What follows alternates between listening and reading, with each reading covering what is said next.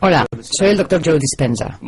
Estudié bioquímica en la Universidad Rutgers y luego obtuve mi título en la Universidad Life, cerca de Atlanta, Georgia. En los últimos 7 años me ha interesado mucho el estudio de la remisión espontánea de enfermedades. En otras palabras, casos de personas diagnosticadas de afecciones como cáncer, diabetes o raros trastornos genéticos para los cuales la medicina no tenía cura. Estudié a gente con trastornos cardiovasculares como taquicardia o arritmia, hipertensión, a gente que tenía elevados niveles de colesterol, enfisema, problemas endocrinos como trastornos tiroideos, y me interesaba saber si existían factores en común entre estas personas. Y descubrí que todas las personas que experimentaban una remisión espontánea tenían 4 cosas en común. La primera era que cada persona aceptaba y creía que había una inteligencia divina que controlaba su cuerpo. Puede que algunos le llamen inteligencia espiritual y otros digan que es una mente superior o una mente más profunda, pero todos aceptaban que había una inteligencia mucho más grande que ellos. Aunque a esta inteligencia mística la llamamos inteligencia espiritual, en realidad no tiene nada de mística.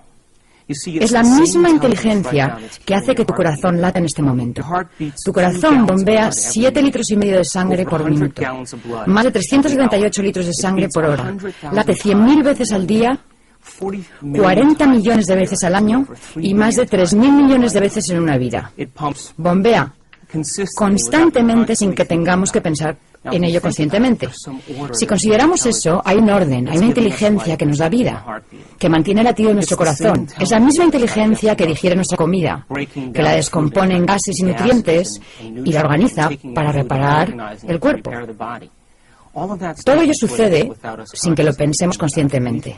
Y estas personas empezaron a entender que había una inteligencia a cargo de su cuerpo que era superior a ellos, que realmente sabía más que ellos. Y que si conseguían conectarse con esta inteligencia, quizás se encargaría de curarlos. Cada segundo perdemos 10 millones de células. Y en el segundo siguiente producimos otros 10 millones de células. Nosotros no pensamos en hacerlo. Tú y yo somos seres con libre albedrío. Pero hay un orden, una inteligencia que lo hace por nosotros. Cada célula del cuerpo, de los 100 billones de células del cuerpo físico, cada célula experimenta 100.000 reacciones químicas por segundo. Si eso lo multiplicamos por los 10 billones de células, podemos ver que hay cierta inteligencia que nos da constantemente vida. Ahora, lo interesante de esta inteligencia es que tiene una voluntad independiente de nuestra voluntad. Nos da vida constante y sistemáticamente. Su voluntad trasciende nuestra voluntad. Su mente trasciende nuestra mente. Y mantiene un orden en el cuerpo físico. Un ejemplo serían las enzimas activas en el ADN de las células. Hay 3.200 millones de ácidos nucleicos en los genes de una célula. Esta inteligencia envía proteínas a lo largo de los ácidos nucleicos y corrige las mutaciones para que no nos descompongamos. Si pensamos en esto, esta inteligencia nos da vida constantemente. Y estas personas dijeron, cabalgo en la espalda de un gigante. Y si puedo aprender a conectarme con esta inteligencia, ella me sanará. Eso es lo primero que aceptaron todos. Lo segundo fue que todos creían que sus pensamientos, su modo de pensar, su mentalidad a la larga contribuía, de hecho, a su enfermedad. Y dijeron, si mis pensamientos contribuyen a mi enfermedad, tal vez deba cambiar el modo de pensar que tuve estos últimos años. Cada vez que pensamos, fabricamos una sustancia química. Si nuestros pensamientos son buenos o elevados o felices, fabricamos sustancias químicas que nos hacen sentir bien o felices. Y si nuestros pensamientos son negativos o malos o de inseguridad, fabricamos sustancias químicas que nos hacen sentir exactamente como pensamos.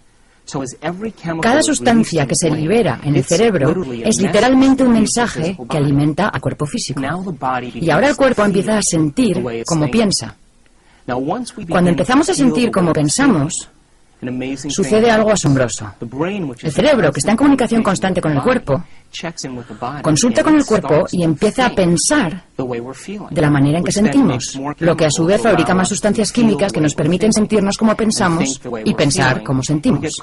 Y quedamos atrapados en el ciclo de pensar y sentir entre el cerebro y el cuerpo. La consecuencia indirecta final de esto es que creamos un estado de ser, y ese estado de ser se convierte en nuestro modo de pensar. En otras palabras, los sentimientos se convierten en nuestro modo de pensar. Y cuando los sentimientos se convierten en nuestro modo de pensar, estamos atrapados en un ciclo donde el cuerpo literalmente piensa por nosotros. Estas personas razonaron y dijeron: si mis pensamientos han creado esta enfermedad, y mis pensamientos crean estas sustancias químicas que me hacen sentir de cierta manera y comportarme de cierta manera, tendré que cambiar mi modo de pensar. Entonces se propusieron interrumpir el proceso. Eso era lo segundo que tenían en común. Lo tercero en común, que encuentro realmente asombroso, es que estas personas decidieron que para interrumpir su proceso de pensamiento tenían que reinventarse a sí mismos. Tenían que convertirse en otra persona. Y cuando empezaron a pensar en quiénes querían ser, pararon el ciclo continuo de reacciones entre pensar y sentir y se hicieron algunas preguntas importantes. Preguntas como estas: ¿cómo sería ser una persona feliz? ¿A quién conozco en mi vida que sea feliz? ¿Qué tendría que cambiar en mí para ser una persona diferente? ¿A quién de la antigüedad admiro que haya sido magnífico, que yo haya estudiado, cuyas habilidades y virtudes pudiera aplicar para empezar a formular un nuevo ideal de mí mismo o de mí misma? Estas personas se pusieron a contemplar los supuestos, las posibilidades, los potenciales de quienes querían llegar a ser. Y a medida que lo hacían, su cerebro empezó a cambiar. Empezaron a pensar de otro modo. Y el proceso de pensamiento empezó a formar conexiones en su cerebro que se convirtieron en una plataforma para su modo de ser. De modo que empezaron a acumular información, empezaron a examinar opciones diferentes al modo de ser que habían sostenido durante los últimos años de su vida. Lo último que tenían en común, la cuarta cosa, es que cuando esas personas se reinventaron a sí mismas, pasaban largos ratos sin tener noción del tiempo y del espacio. En otras palabras, se hallaban tan absortas en lo que estaban pensando, tan sumidas en su metamorfosis, que cuando abrían los ojos, o encendían la luz de la habitación, o se destapaban los ojos, les había parecido 5 minutos, pero había pasado 1 hora y media o 2 horas. Y se habían sumido tanto en lo que pensaban que perdieron la noción del tiempo y del espacio. Perdieron la noción de las reacciones continuas que se dan entre el cuerpo y el cerebro. Perdieron la noción de la respuesta que el cerebro recibe siempre de su entorno. Y perdieron la noción del tiempo. El cerebro procesa unos 400.000 millones de bits de información por segundo. Pero solo somos conscientes de unos 2.000 de esos 400.000 millones. Ahora, esos 2.000 bits de información, donde está presente nuestra conciencia, solo tienen que ver con 3 cosas. Tienen que ver con la respuesta que recibimos del cuerpo, la respuesta del entorno y la respuesta en relación con el tiempo. ¿Sabes? Te duele la espalda, tienes hambre, te duele la cabeza, tienes sed, estás cansado, hace demasiado frío, hace demasiado calor, te agrada el olor del ambiente, ¿cuánto tiempo pasará hasta que suceda la próxima experiencia? Nuestro cerebro y nuestra conciencia están inmersos en esas cosas en particular. Y cuando nuestro cerebro está inmerso en eso, aunque procese 400.000 millones de bits de información, nuestra conciencia está puesta en solo 2.000 de esos 400.000 millones y tienen que ver con el cuerpo, el entorno y el tiempo. Estas personas que tuvieron remisiones espontáneas trasladaron su conciencia desde esas cosas en particular hasta esos otros bits de información. Y al hacerlo, como lo estamos empezando a aprender desde una perspectiva científica, en ese momento el cerebro empieza a diseñar circuitos nuevos y nuevas conexiones. Así que este fue el inicio de un estudio muy interesante para mí, porque quería saber, a partir de esos 4 factores, qué sucedía en el cerebro de esas personas que determinaba lo que sucedía en su cuerpo físico. ¿Sería posible que hubiera cambiado su mentalidad y que el cambio de mentalidad tuviera un efecto fisiológico en el cuerpo físico? Algunas de estas personas no eran vegetarianas, no usaban cristales, no ayunaban, no acudían a terapias alternativas, lo único que hicieron fue cambiar su mentalidad. Y al cambiar su mentalidad, se produjeron resultados tangibles en sus vidas. Entonces inicié el proceso de entender cómo el cerebro crea nuevos circuitos y nuevas conexiones. Ahora, quiero hablar un poco acerca de cómo ha progresado la ciencia en los últimos 200 años y lo relacionaré con nuestra comprensión del cerebro. En el siglo XVII vivió un hombre llamado Descartes. Era un científico francés. Un día estaba sentado junto a una fuente y trataba de entender la naturaleza de la realidad. Sentado junto a la fuente dijo: vaya, me cuesta integrar estas dos ideas. Hay un mundo objetivo, un mundo al que él llamó la esfera de la ciencia, donde las cosas se comportan como una máquina. Dijo: la Tierra y todas sus leyes y toda la realidad física se comportan de manera muy física. Y esas características físicas son muy predecibles y muy repetibles. Y dijo: voy a llamar a eso la esfera de la ciencia. Y cualquier cosa que tenga que ver con lo objetivo o lo muy grande, lo puede estudiar la ciencia. Y luego dijo: cualquier cosa que tenga que ver con la mente o con nuestro mundo subjetivo o la realidad subjetiva, se lo voy a dejar a la religión, porque la religión lo maneja mejor. Y lo que Descartes estaba diciendo realmente era que quería tener la libertad de poder estudiar la ciencia sin tener que lidiar con esos otros asuntos. Así que la Iglesia empezó a centrarse en todos los principios del mundo subjetivo y la mente. La Iglesia pasó a ser siempre la mente, nunca la materia. La ciencia, siempre la materia, nunca la mente. Las cosas funcionaban realmente bien, porque hasta ese momento la Iglesia, al inmiscuirse en la ciencia, había causado algunos problemas, y la ciencia, al inmiscuirse en la mente, también. Porque si nos fijamos en Bruno o Galileo, vemos que al hacer sus singulares observaciones, desafiaron a la Iglesia y, por supuesto, encontraron algunos baches en el camino. Esto le vino muy bien a Descartes porque solo tuvo que lidiar con asuntos predecibles, pues era científico por naturaleza. No quería lidiar con la influencia de la Iglesia, porque si vemos la historia, si estudiamos a Galileo Galilei o a Giordano Bruno en años anteriores, cuando dijeron que la Tierra ya no era el centro del universo, fueron perseguidos por la Iglesia porque iba en contra de las doctrinas mismas que regía la Iglesia. Así que Descartes ahora tenía la libertad para estudiar la naturaleza de la realidad. Y las cosas funcionaban muy bien, y a través de la observación empezaron a desarrollarse las leyes científicas. En el siglo XVIII apareció Isaac Newton, y Newton básicamente dijo que hay ciertas leyes definitivas a las cuales podemos atribuir realmente un valor científico. Él sabía que la fuerza, la masa y la aceleración están relacionadas. Y Newton dijo: si conozco el punto de partida de algo y conozco su velocidad o su aceleración, puedo determinar hasta dónde va a llegar. Y gracias a Newton podemos enviar un cohete a la Luna si sabemos la distancia de la Tierra a la Luna, la rotación de la Tierra y la velocidad de ese cohete. Gracias a las leyes y a la física newtonianas, podemos hacer algunas cosas muy específicas basándonos en las leyes de lo muy grande y de lo muy objetivo. Y las cosas iban muy bien, la ciencia siguió surgiendo. En el siglo XIX aparece Albert Einstein, que luego presenta su teoría de la relatividad y su teoría de la luz.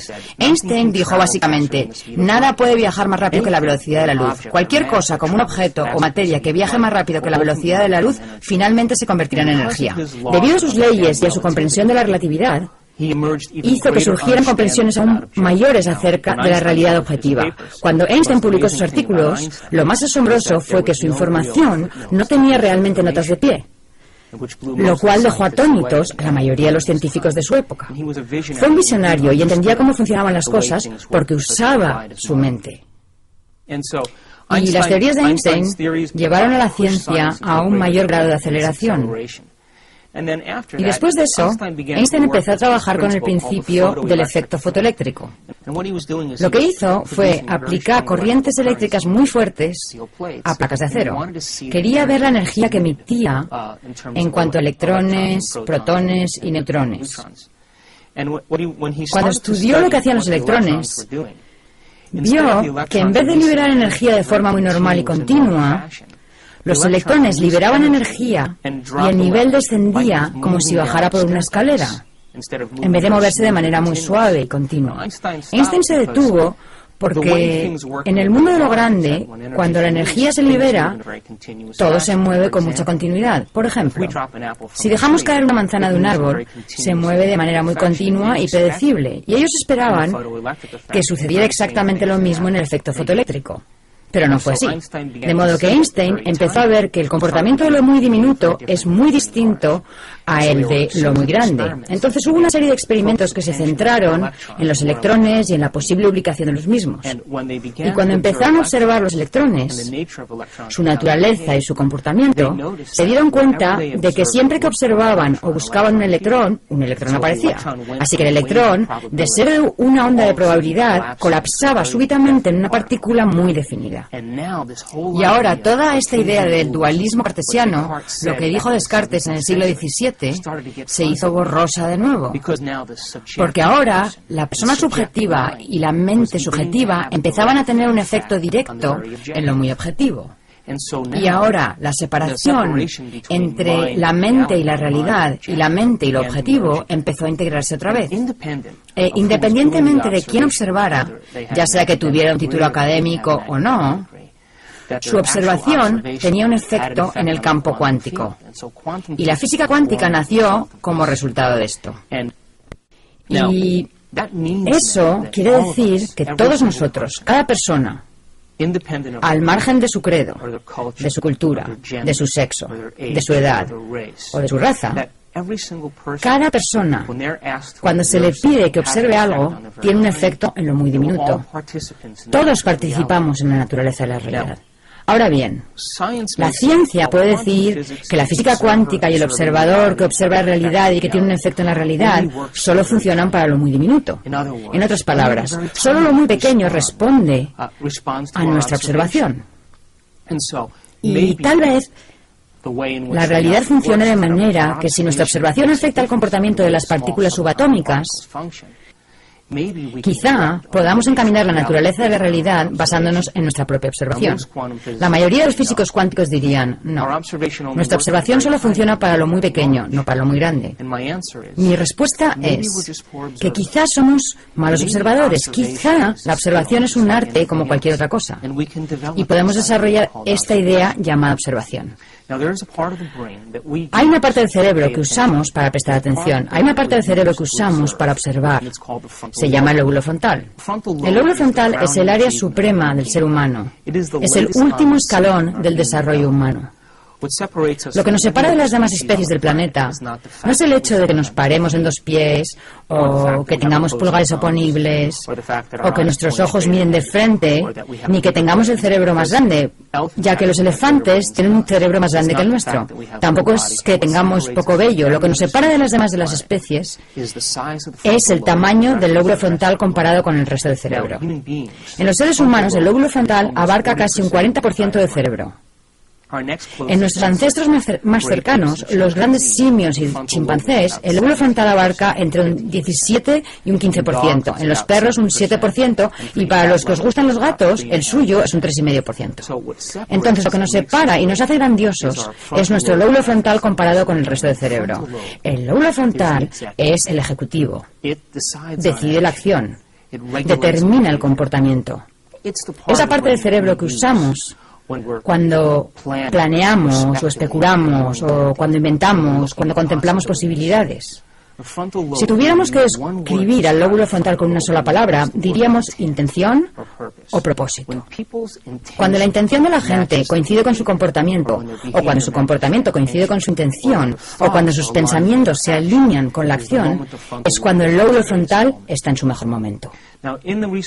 Una publicación de noviembre de 2004 se anunció que un grupo de científicos de la Universidad de Wisconsin decidió ver si la observación o prestar atención era una habilidad como cualquier otra cosa.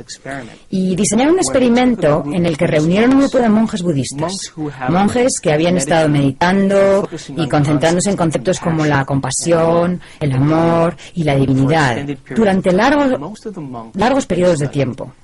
La mayoría de estos monjes había pasado entre 10.000 y 50.000 horas de meditación. Así que esta gente sabía prestar atención. Formaron otro grupo de control con personas que nunca se habían centrado en algo con su mente desde su interior. Y les dijeron a los monjes, ¿entrenarían a esta gente durante una semana para ver si aprenden a desarrollar el arte de la meditación?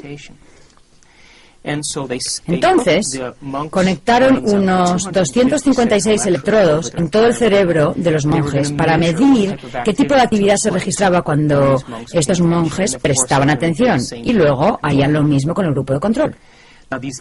Cuando estos 8 monjes se conectaron a estos escáneres, cuando se concentraron en un concepto como la compasión, cuando se concentraron en una idea dentro de sí mismos, su lóbulo frontal se encendió como nada que hubiesen visto los científicos anteriormente. La actividad del lóbulo frontal era enorme. Al compararlo con el grupo de control, la gente que recién aprendía a concentrar su mente y a prestar atención, su capacidad de mantener fijo ese pensamiento había tenido muy poco efecto en el lóbulo frontal. Los científicos sabían que un área específica en el lado izquierdo del lóbulo frontal es donde experimentamos alegría y felicidad. Y en un monje en particular, el escáner mostraba que la actividad cerebral de su lóbulo frontal era tan grande que los científicos dijeron, debe ser el hombre más feliz del planeta, debido a esa gran actividad. Cuando los científicos empezaron a especular y a ver los efectos de ese experimento, se dieron cuenta de que a lo mejor la observación y la atención es una habilidad. Tal vez, al igual que el tenis o el golf, podemos desarrollar la habilidad de prestar atención. Y si desarrollamos esta habilidad, tendríamos cada vez más capacidad y como efecto y resultado nuestro cerebro realmente cambiaría. De modo que la observación es una habilidad como cualquier otra. Y si podemos desarrollarla, quizá no solo las pequeñas partículas subatómicas respondan a nuestro mundo, sino que incluso las partículas subatómicas más grandes o los objetos más grandes tal vez respondan de acuerdo a nuestra capacidad de observar. En los años 30, en los Estados Unidos, se realizó un experimento con un grupo de chimpancés agresivos que presentaban rasgos personales antisociales. Los científicos dijeron, bueno, veamos si al hacer un experimento, una operación en el lóbulo frontal, cambia el comportamiento de estos chimpancés. Tomaron un instrumento parecido a un pico para el hielo, lo insertaron en el lóbulo frontal de los chimpancés y empezaron a revolver. Lo llamaron el experimento pico de hielo, y después del experimento, los monos se volvieron muy dóciles y muy controlables y dejaron de ser agresivos hacia los demás chimpancés. Durante esta época, en los Estados Unidos, a finales de los 30, las instituciones psiquiátricas estaban atestadas de gente con la misma enfermedad, trastornos de personalidad antisocial y rasgos agresivos. Debido a la depresión de los años 30, era muy costoso administrar medicinas a esta gente a fin de mantenerla bajo control. De modo que los científicos de cierta universidad dijeron, ¿por qué no probamos este experimento en algunos pacientes de estas instituciones psiquiátricas? Ahorraríamos mucho dinero en medicinas. Entonces escogieron a unos pacientes, los llevaron al quirófano mientras dormían y los anestesiaron con pentotal. Una vez anestesiados, insertaron un bisturí por debajo del párpado y perforaron la parte más blanda del cráneo detrás del globo ocular. Y cuando perforaron el cráneo en ese área, con un bisturí, la rasparon de lado a lado. Se llamó el experimento limpiaparabrisas y, por supuesto, como ya sabemos, eso es una lobotomía. Cuando retiraron el bisturí, suturaron las incisiones y los llevaron a sus habitaciones, y estos sujetos de pronto empezaron a comportarse de otro modo. Notaron cosas muy interesantes en estas personas, que eran el efecto de la lobotomía. Lo primero fue que todas ellas se volvieron perezosas y letárgicas. Lo siguiente fue que carecían de inspiración. Perdieron la iniciativa de hacer cosas. También notaron que tenían un enorme deseo de hacer lo mismo de siempre. En otras palabras, les gustaba escuchar la misma estación de radio, comer la misma comida, usar la misma ropa, y si les alteraban la rutina de alguna manera, se desmoronaban emocionalmente. Así que tenían un deseo tremendo de hacer siempre lo mismo. También se dieron cuenta de que no se podían concentrar en una tarea única. En otras palabras, empezaban algo y se distraían, empezaban otra cosa y se distraían y empezaban otra cosa. Nunca terminaban un ciclo de acción. También se dieron cuenta de que no podían entender el significado de las situaciones. No podían aprender nada nuevo. No podían modificar su conducta. Aprender es modificar nuestra conducta. Así que se atascaban tanto en la rutina de hacer algo una y otra vez insistentemente que nunca modificaban su conducta en ninguna circunstancia. Y lo último que percibieron es que no podían proyectarse al futuro, no podían hacer planes para el futuro, no podían proyectar ideas al futuro. Por ejemplo, si se ataba el cordón de los zapatos y el cordón se rompía, en vez de buscar uno nuevo, seguían tratando de atar el mismo cordón aunque estuviese roto. Entonces, si consideramos esto, un daño en el lóbulo frontal produce ciertos efectos en la gente. La gente se vuelve perezosa, letárgica y sin inspiración. Pierde la iniciativa, tiene un deseo de hacer siempre lo mismo, no hace nada nuevo. No puede proyectarse al futuro, no aprende nada nuevo y se distrae fácilmente. Bueno, esto empieza a parecerse a la mayoría de la gente de nuestra cultura. Y la razón es que no hemos dominado la capacidad de usar el lóbulo frontal apropiadamente. Quizá no hemos dominado el arte de la observación. Quizá la observación es un arte en sí mismo. Y la mayoría de las personas se distraen tanto con su mundo externo que no usan el lóbulo frontal debidamente. Si lo pensamos, todo lo que nos rodea le envía constantemente información al cerebro. Nuestros sentidos nos permiten interpretar la realidad. Nuestros sentidos nos permiten responder a la información del mundo exterior.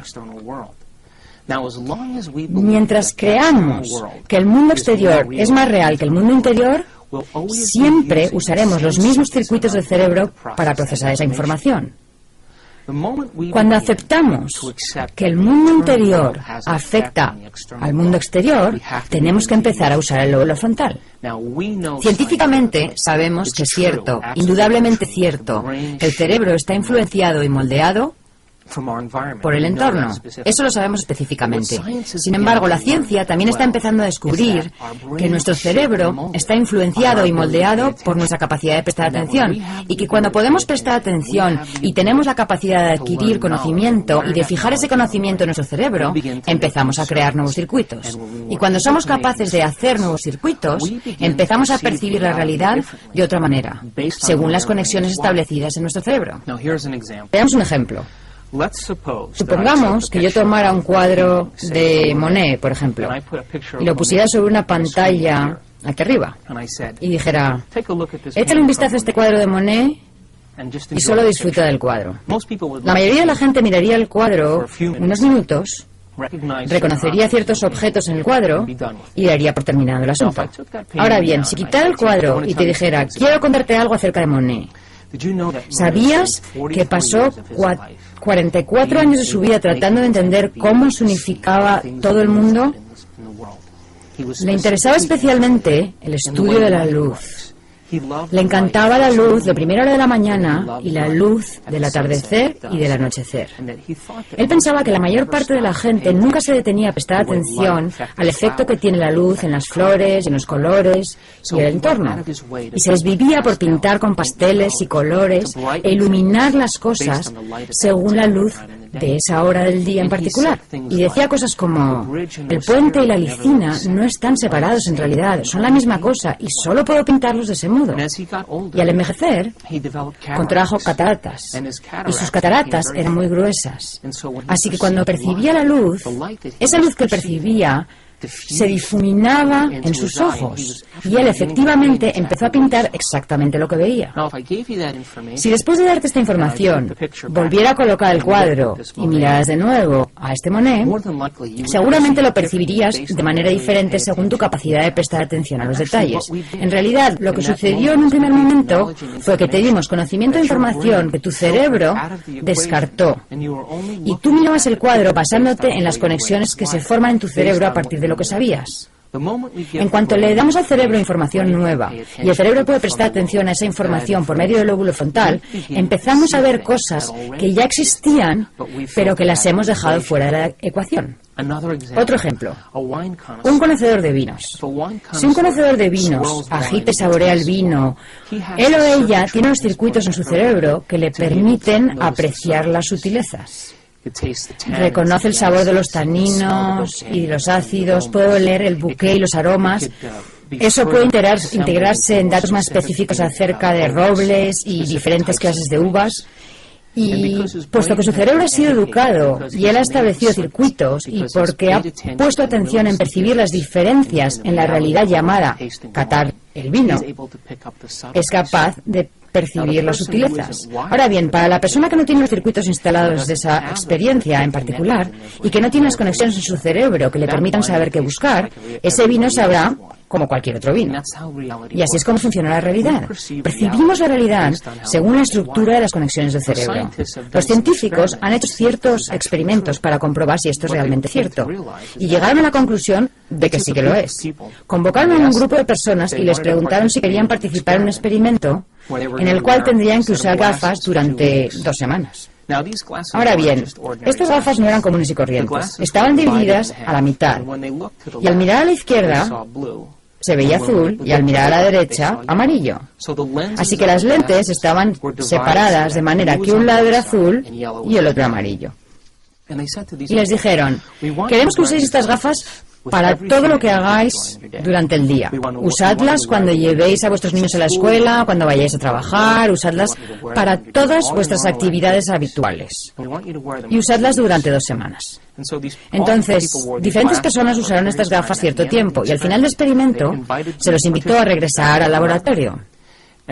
Cuando los participantes llegaron al laboratorio se les dijo, lo que queremos ahora es que miréis este trozo de papel. Era una hoja de papel blanco. Y les preguntaron, ¿qué color veis cuando miráis este papel? Cada una de las personas que participó en el experimento dijo, es una hoja de papel blanco. Bien, les dijeron, mirad a la izquierda. ¿Veis un trozo de papel azul allí? No, respondieron. ¿Y cuando miráis a la derecha, veis un trozo de papel amarillo? Dijeron, no. Así que los científicos tuvieron que dar marcha atrás, porque se dieron cuenta de que esas personas estaban coloreando la realidad de acuerdo con su memoria. Estaban revistiendo la apariencia de las cosas según los circuitos que ya tenían instalados. Y cuanto más participaban en el mundo, más rápido se desvanecía el color para ellos. Esencialmente, eso es lo que hacemos en la realidad. Nuestro cerebro está interconectado de una cierta manera. Estamos provistos de una cierta cantidad de circuitos en nuestra vida y luego ampliamos esos circuitos con las conexiones que establecemos a partir del conocimiento que adquirimos. Y si no adquirimos nuevo conocimiento, usamos siempre los mismos circuitos, lo que hace que la realidad se presente exactamente igual. Si el conocimiento y la información que obtenemos no son convencionales, si se salen de los parámetros de lo que se acepta científica, social y políticamente, e incluso de lo que se acepta religiosamente, a lo mejor empezamos a percibir la realidad de otra manera, basándonos en ese conocimiento que hemos adquirido. Ahora, al estudiar aquellos casos de remisión espontánea de personas que se curaron a sí mismas de diversas enfermedades, fue interesante percibir que independientemente de su cultura, de su credo, de su nivel de educación o de su religión, independientemente de su sexo, básicamente dijeron, voy a observar un resultado diferente. Y voy a cerrarme a esta observación independientemente de la reacción de mi cuerpo, independientemente de la reacción de mi entorno e independientemente del tiempo.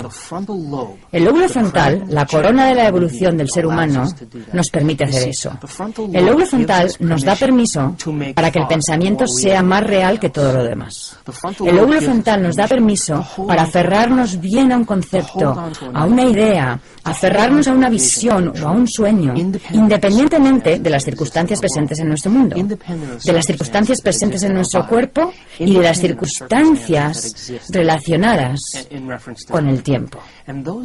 Y esas son las cosas y los rasgos que secretamente admiramos en los grandes personajes de la antigüedad, ya sea Martin Luther King o William Wallace, alguien que tuvo una visión, alguien que tuvo una idea, un héroe dijo, yo creo en estos principios morales y en esta ética, y aunque mi entorno no está de acuerdo con mi pensamiento es más importante que mi entorno. Y el lóbulo frontal del ser humano nos concede ese privilegio. Nos da el privilegio de que el pensamiento sea más real que todo lo demás. Ahora, en la mayoría de las especies de la naturaleza, lo que las hace cambiar es que están expuestas a ciertos estímulos desfavorables del medio ambiente, están expuestas a cierta característica del medio ambiente y tienen que adaptarse o acomodarse o aclimatarse a cierto tipo de estímulo ambiental, ya sea frío o calor o cualquier otra peculiaridad. Y lo que ocurre es que esa especie se establece en un entorno específico. Y después de varias generaciones en las que la misma especie habita el mismo ambiente desfavorable, después de cierto lapso de tiempo, después de varias generaciones, esa especie modificará su comportamiento y cambiará su genética. Eso se llama evolución. Pero los seres humanos no necesitamos hacer eso. Debido al tamaño del lóbulo frontal y debido a nuestra capacidad de especular sobre las posibilidades y preguntarnos sobre los potenciales y contemplar las eventualidades, podemos inventar nuevas ideas y nuevos modos de ser. Y nos da el privilegio de modificar nuestra conducta en una misma vida. Y nos da el privilegio de cambiar nuestros actos en una semana. Podemos modificar nuestro modo de actuar en un solo día y podemos cambiar en un momento. Lo único que necesitamos dominar es este arte que se llama observación. Cuando empezamos a usar el cerebro adecuadamente, cuando prestamos atención a un concepto o a una idea, ocurre algo asombroso en el cerebro. El lóbulo frontal baja el volumen de los estímulos externos, baja el volumen del cuerpo y del ciclo continuo de reacciones que va del cuerpo al cerebro, baja el volumen de la respuesta del medio ambiente. No sabes si hace calor o frío, no sabes si está oscuro o si hay luz. Tu cerebro se convierte en el amplificador del pensamiento y baja el volumen del tiempo. En otras palabras, mientras mantengamos un concepto fijo en el lóbulo frontal, perderemos la noción del tiempo y del espacio. Ahora, la ciencia empieza a entender que nuestra forma de crear circuitos en el cerebro, nuestra forma de establecer conexiones en el cerebro, además de permitir que el entorno moldee y dé forma a nuestro cerebro, podemos moldear y dar forma a nuestro cerebro prestando atención. Y si podemos mantener fija una idea, empezamos a establecer conexiones en nuestro cerebro. Al establecer esas conexiones en nuestro cerebro, dejamos huellas o marcas neurológicas de esos conceptos en los tejidos. Y esas huellas, entonces, funcionan como la base de nuestro modo de comportarnos y de actuar. El lóbulo frontal, entonces, la cúspide del desarrollo del ser humano, permite que el pensamiento sea más real que todo lo demás. Y cuando empezamos a formar ideas y a formar conceptos y ponemos toda nuestra atención en ese concepto, el lóbulo frontal baja el volumen de todos los estímulos externos. Y lo único que se vuelve real es el pensamiento mismo. Cuando eso sucede, se produce un cambio físico en el cerebro. El cerebro toma esa imagen holográfica que mantenemos fija en el lóbulo frontal y crea un patrón de conexiones que se asocian con ese concepto o idea. Así que cuando aprendemos algo nuevo, creamos conexiones en nuestro cerebro. Creamos nuevas conexiones en el cerebro. Cuando memorizamos esas cosas o cuando las recordamos, reforzamos esas conexiones o las mantenemos. La memoria es mantener conexiones. El aprendizaje es formar esas conexiones. Entonces podemos aprender del entorno, podemos aprender de nuestras experiencias sensoriales. Pero entonces no seremos más que lo que nuestro entorno le dicta a nuestra experiencia. Pero si adquirimos conocimiento o información poco convencional, física cuántica, que el observador interviene en la naturaleza de la realidad y que nuestros pensamientos realmente cuentan, desde las partículas subatómicas hasta lo de gran tamaño. Tal vez nuestra observación, nuestra capacidad de prestar atención, empezará a formar nuevas conexiones en nuestro cerebro que nos permitirán percibir las cosas exactamente como son. Y tal vez, debido a que nuestro cerebro procesa miles de millones de bits de información por segundo, pero solo somos conscientes de esos bits de información relacionados con el cuerpo, el medio ambiente y el tiempo, somos capaces de crear nuevas conexiones y adquirir nuevo conocimiento. Empezaremos a ver aquello que siempre ha existido, pero que habíamos descartado de la ecuación, justamente como las personas que hicieron el experimento de las gafas. Me gustaría hablar de cómo aprende el cerebro y de cómo se forman esas conexiones. Sabemos desde una perspectiva científica que las neuronas, las células nerviosas del cerebro, Cada vez que se conectan, intercambian información. Cuando se conectan e intercambian información, ese punto de conexión es una comprensión adquirida relacionada con un concepto. Como dije, cuando recordamos algo, activamos esas conexiones y les damos vida. Ahora bien, tenemos una cantidad enorme de conexiones en nuestro cerebro, infinitas conexiones, alrededor de billones y billones de conexiones.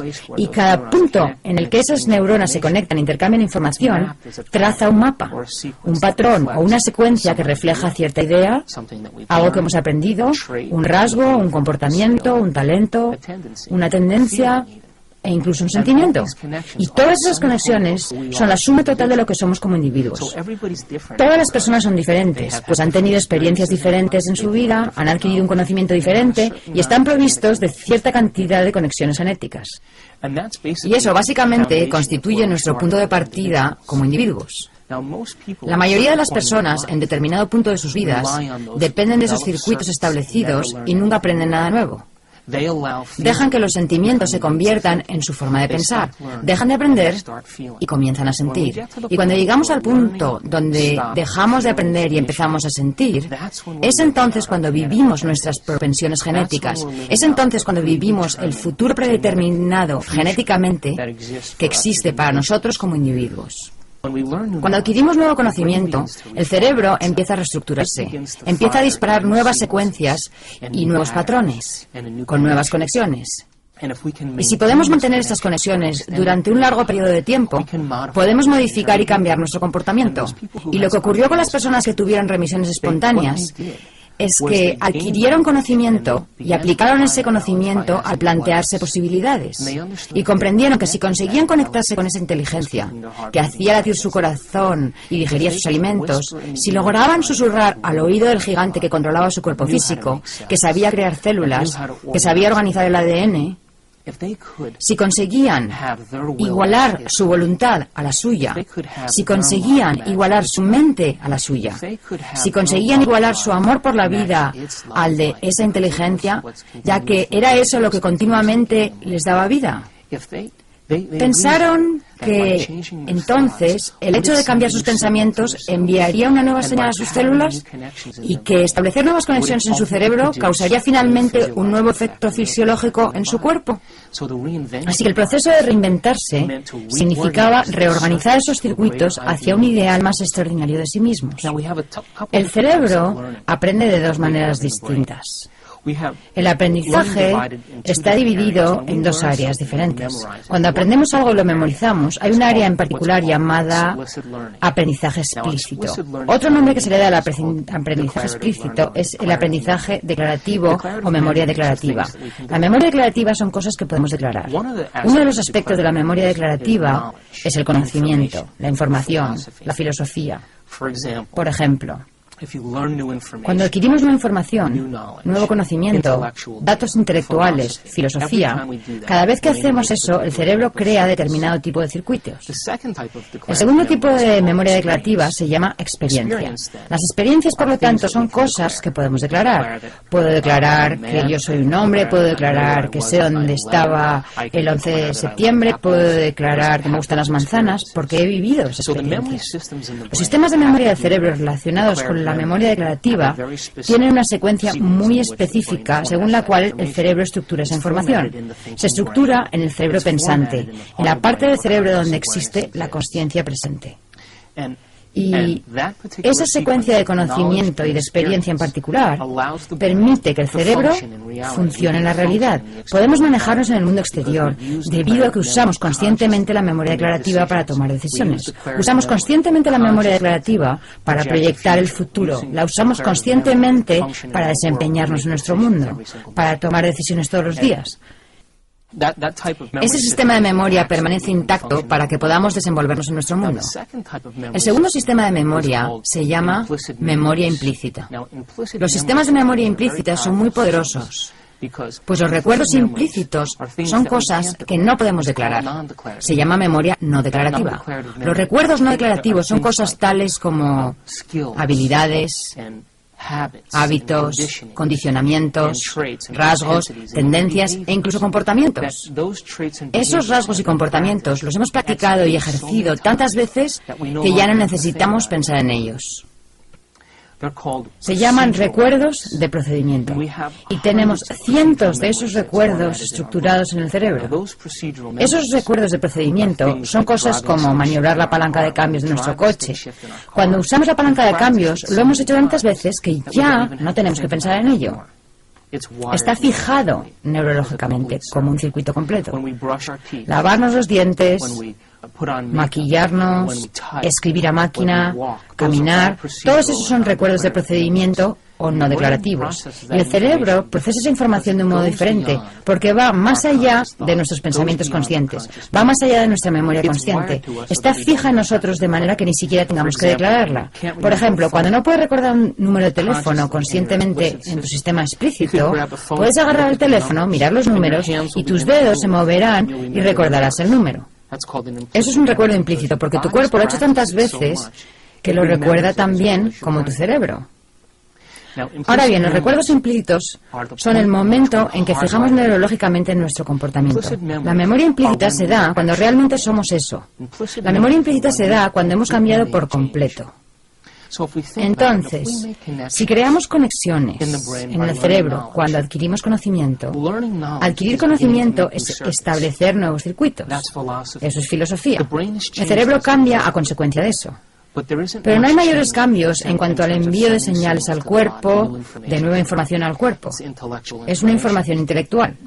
Cuando vivimos una nueva experiencia, cuando personalizamos ese conocimiento, cuando personalizamos o aplicamos ese conocimiento, podemos generar una experiencia nueva. Y esa nueva experiencia, entonces, nos permite estructurar y cambiar nuestro comportamiento. Por lo tanto, el conocimiento aplicado crea una nueva experiencia. Esa experiencia crea un cierto número de circuitos en el cerebro que amplía el conocimiento que hemos adquirido. Y entonces podemos declarar que hemos vivido una nueva experiencia. Así que el conocimiento es pensar. Es nuestro cerebro pensante. Cuando adquirimos nuevo conocimiento, aprendemos a pensar a partir de ese conocimiento. La experiencia requiere que el conocimiento se aplique, y eso se llama acción. Ese es el lado activo del aprendizaje del cerebro. Podemos tener una experiencia basada en el conocimiento que hemos adquirido. Podemos aplicar ese conocimiento y tener una experiencia nueva. Pero eso no basta. Porque cuando tenemos una nueva experiencia, la idea es que seamos capaces de repetir esa experiencia. Y cuando repetimos esa experiencia una y otra vez, empezamos a conectarnos a ese sistema de memoria implícita. Y esa nueva forma de recordar algo se llama ser ese algo. De hecho, ahora lo estamos siendo. De modo que aprender, adquirir nuevo conocimiento es la parte pensante del cerebro. Aplicar ese conocimiento y lo que hemos aprendido, aplicar nuestro pensamiento para tener una nueva experiencia, modificar nuestro comportamiento para tener una nueva experiencia, eso se llama hacer o acción. Y cuando somos capaces de repetir esa experiencia continuamente, una y otra vez, y volver a repetirla una y otra vez, empezamos a conectar el cerebro a ese sistema implícito llamado ser eso. Cuando somos algo, ya no necesitamos pensar más en eso. Se ha fijado de forma permanente, es un proceso natural, es una segunda naturaleza y es fácil. Y esas personas que tuvieron remisiones espontáneas, cuando empezaron a adquirir nuevo conocimiento y aplicar ese conocimiento para crear nuevas experiencias, no se quedaron ahí. Continuaron hasta que ese sistema quedó instalado en su cuerpo, hasta que realmente fueron capaces de ser eso. Una vez que somos algo, eso se ha fijado permanentemente, de modo que ya no tenemos que pensar en eso. Y la idea es que nuestro cerebro dispone de sistemas automáticos, de programas automáticos que definen nuestra forma de pensar y de sentir toda nuestra vida. Pensar como una víctima, pensar como una persona insegura. Y si tenemos pensamientos de inseguridad, se fabrican sustancias químicas que nos hacen sentir inseguros. Y una vez que nos sentimos inseguros, el cerebro empieza a pensar tal como estás sintiendo. Esas personas que tuvieron remisiones espontáneas de enfermedades, esas personas que se curaron a sí mismas de distintas afecciones, produjeron grandes cambios físicos en su cerebro. Esos cambios no consistieron simplemente en adoptar intelectualmente esa información. No se trató de vivir una experiencia una sola vez.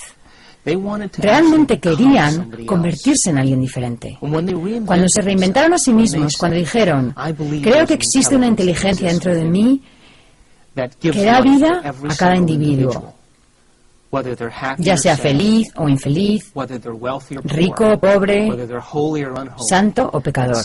Hay una inteligencia que da vida a cada ser humano. Si yo pudiera tener acceso a esa inteligencia y convertirme en alguien diferente, ella le daría vida a esa nueva persona que emerja, sea quien sea.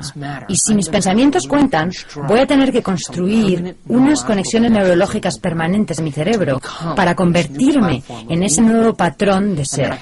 Y tengo que abandonar y renunciar a esa vieja forma de pensar y sentir que estaba muy ligada a mi entorno, muy ligada a mi manera de pensar en mi mundo, basada en mi viejo yo. Y tal vez aquellos viejos sentimientos y esas viejas conexiones estaban ligados a viejas experiencias. Y tal vez, al reinventarme a mí mismo o a mí misma, habrá un periodo de tiempo en el que no tendré sentimientos. Quizá esas viejas emociones y esos viejos sentimientos estaban ligados a alguna vieja experiencia que fue la verdadera causa de la enfermedad en primer lugar. Y al desprenderse de esos viejos pensamientos y sentimientos, solo con dejarlos y reemplazarlos con una nueva idea del yo, una nueva señal recorrió el cuerpo y la persona realmente se liberó. Y lo único que tuvo que hacer fue separarse de la gente, de las cosas y de las distracciones del entorno, del tiempo, de los episodios, sucesos, y dejar que el pensamiento fuera más real que todo lo demás. En el proceso de ensayar, en el proceso de pensar en quién querían convertirse, en el proceso de pensar en eso una y otra vez, hicieron que esos circuitos se volvieran más permanentes. Comenzaron a crear un nuevo individuo, a emerger como un nuevo ser. Y como resultado de eso, de ese proceso, donde desarrollaron la capacidad de prestar atención, desarrollaron la capacidad de llevar su mente lejos de su cuerpo, de llevar su mente lejos del entorno. Incluso llevaron su mente lejos de la referencia del tiempo. Y cuando hicieron eso, es posible que abrieran la puerta del campo cuántico. Tal vez estaban entrando en un nuevo nivel mental, y cuando eso sucede, cuando podemos hacer que el pensamiento sea más real que todo lo demás, el cerebro empieza a estructurar esos patrones y conexiones que son iguales a lo que somos y en quienes nos estamos convirtiendo.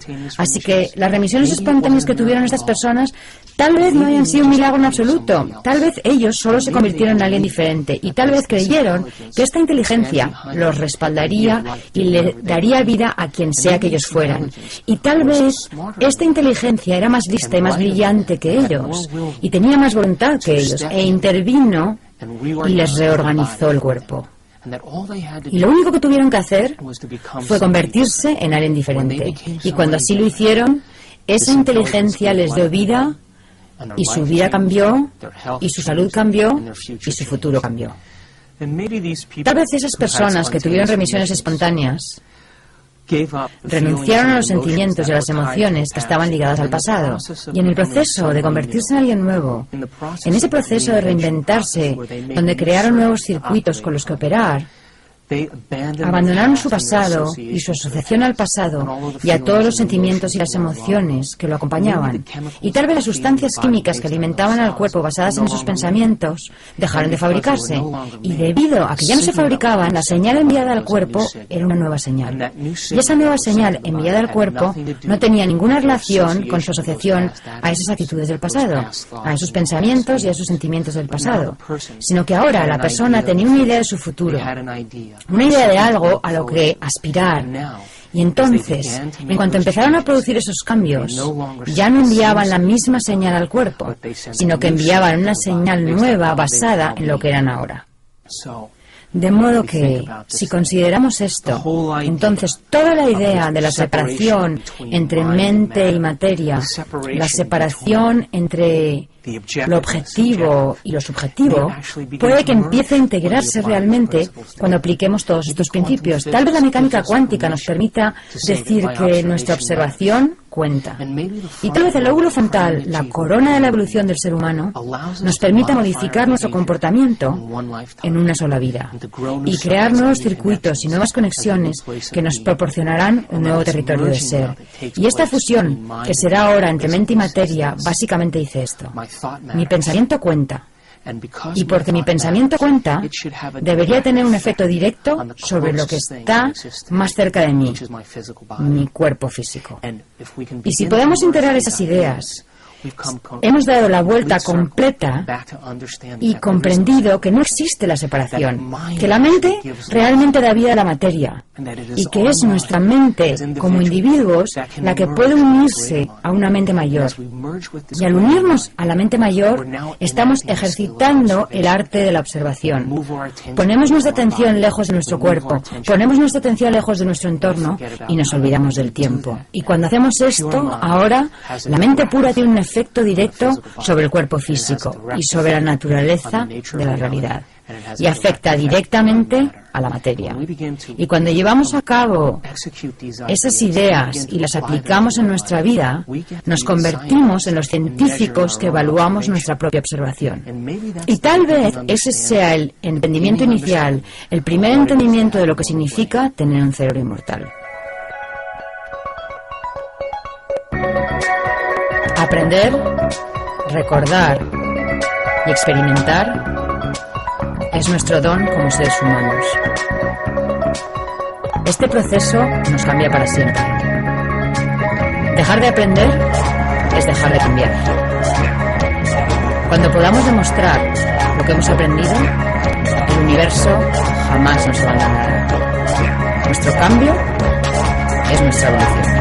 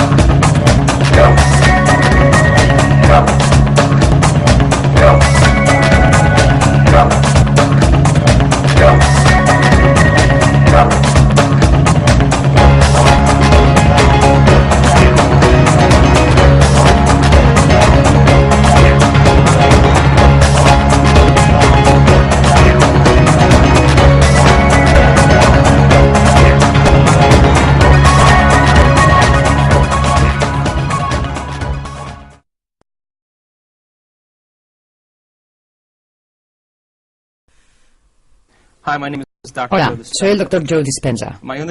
Estudié bioquímica en la Universidad Rutgers y luego obtuve mi título en la Universidad Life, cerca de Atlanta, Georgia. En los últimos 7 años me ha interesado mucho el estudio de la remisión espontánea de enfermedades. En otras palabras, casos de personas diagnosticadas de afecciones como cáncer, diabetes o raros trastornos genéticos para los cuales la medicina no tenía cura.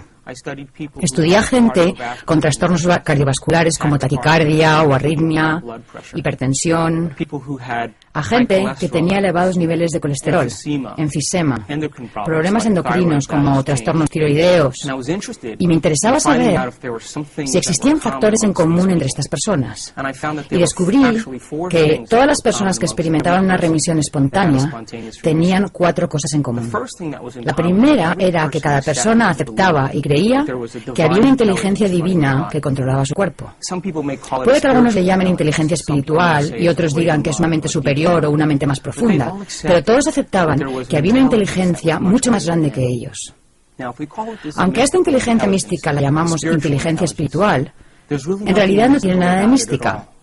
Es la misma inteligencia que hace que tu corazón lata en este momento. Tu corazón bombea 7,5 litros de sangre por minuto, más de 378 litros de sangre por hora.